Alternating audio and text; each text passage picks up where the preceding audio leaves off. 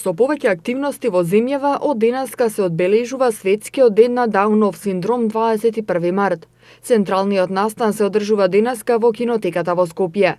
Како продолжение на минатогодишниот проект "И јас сакам да бидам балерина", ќе биде представена дел од работата на Анастасија, Центарот од Битола, преку документарниот филм за снимањето на музичкиот видеозапис за новата песна на Стефанија "Hey You Listen". Во рамки на минатогодишното одбележување се одржа балетската представа насловена "Сите во ист свет живееме", која е дел од проектот "И јас сакам да бидам балерина", поддржан од Европската унија и УНИЦЕФ. Преку овој проект, Центарот ги започна првите чекори во градење врска помеѓу неколку балетски педагози и деца со Даунов синдром, со кои се зголеми вербата дека танцот е областа во која и луѓето со Даунов синдром се пронаоѓаат. Утре ќе се одржи настан на кој ќе се продаваат дизајнирани маички на тема Даунов синдром, изработени од учениците од Средното училиште Здравко Цветковски.